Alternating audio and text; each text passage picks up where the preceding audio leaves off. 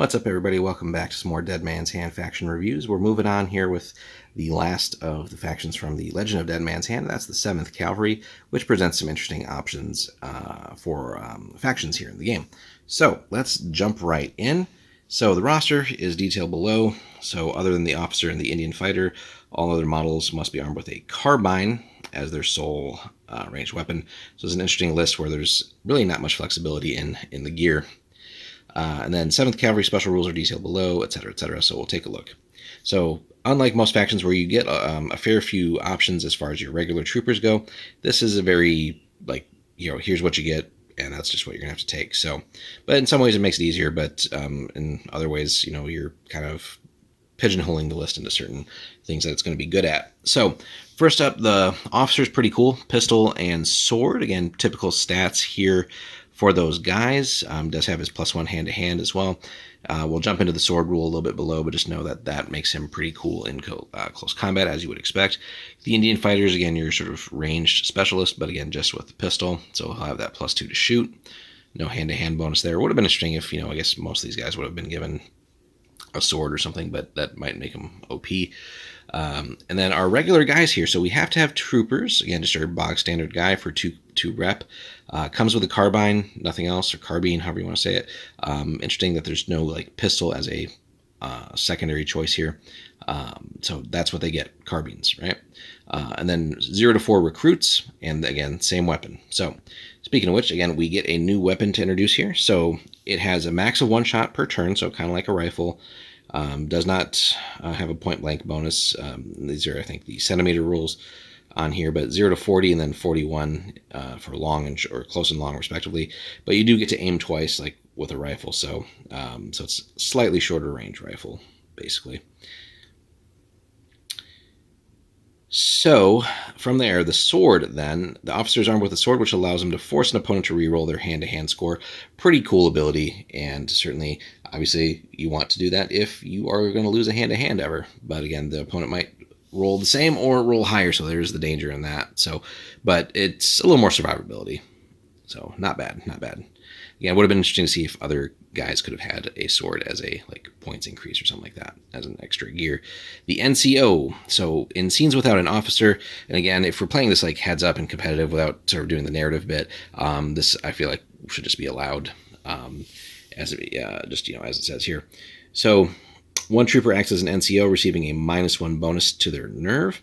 So whoever you want to nominate for that, maybe a regular trooper or maybe even the Indian fighter. But good stuff there. Then similarly, any trooper may be designated as the troop's bugler. And again, might need to find something with a bugle on it as far as models go, or green stuff it or something. Whilst alive, the gang receives an additional +1 to any big nerve tests that have to be taken. Very, very fitting, very thematic rule here. Works whether the officer is present or not. Again, it's really just about the bugler being able to rally people, essentially, so that's pretty cool. The 7th Cavalry do not receive a -1 penalty for shooting with a carbine when they take 2 move actions. So that is where it gets a little bit of a leg up versus other weapons, right? They're drilled. They're actual professional soldiers, not just outlaws, gunfighters, etc. So that is a pretty neat ability there. So you now certainly you want to try and take advantage of aiming as much as possible, but if you need to reposition or get into good positions for the weapon, it's nice to be able to move twice and then maybe pop off a shot and see if you get lucky and not have those penalties there. So that's pretty cool. And then finally, again, here they say for one-off games, and depending on how you want to do it, but might be too much for competitive play if you're organizing the game around that. But basically, they could all be mounted for a rep of 1 instead of 3. So that could be something to look into, just as far as rules for having your forces mounted. But I think it probably would work best just to keep everybody on foot as far as the game goes. So overall, again, pretty neat faction. Again, you're going to have to take advantage of as much as possible of what the carbines allow you to do, but then certainly work your Indian fighter, if you're taking him, and or your officer into the mix as well. So let's see what these guys do as far as their cards go for special abilities.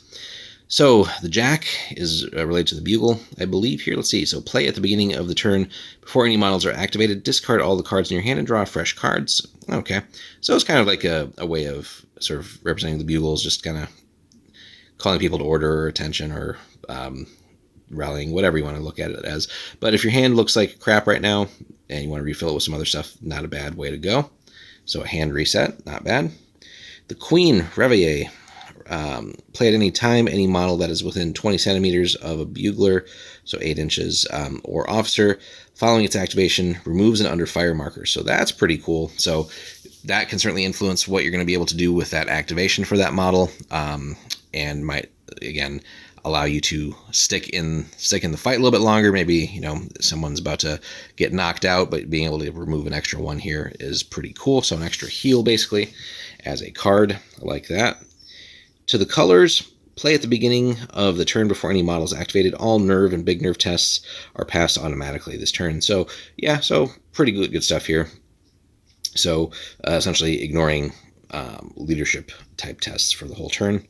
I think there's a few other factions we've seen that have something similar, so that's always cool to see. And then lastly, the ace here, the drill call. Play at the beginning of the turn. Before any model is activated, all 7th Cav models may re-roll any results from shooting with a carbine this turn. Woo! That's pretty cool. So if you've really loaded up on the troopers and or recruits, being able to re-roll shots is pretty damn powerful.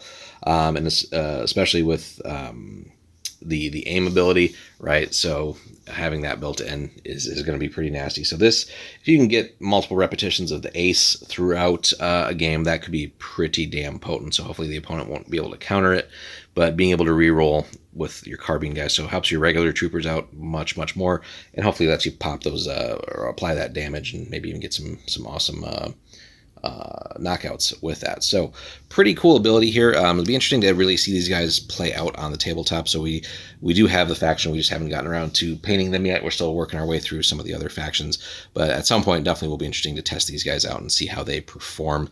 It does make me a little nervous that they just don't have any other gear options. So again, lack of a shotgun sometimes is a bit rough, but certainly being able to hold it down with carbines, masked carbine fire could be an interesting ability. So we're going to test it out at some point here soon, hopefully, and then have a nice battle report for you guys. But let us know what you think of 7th Cav, if you've run them, and how you've organized them. You know, are you trying to max out the recruits just to get a lot of cheap carbines, or however you're doing it?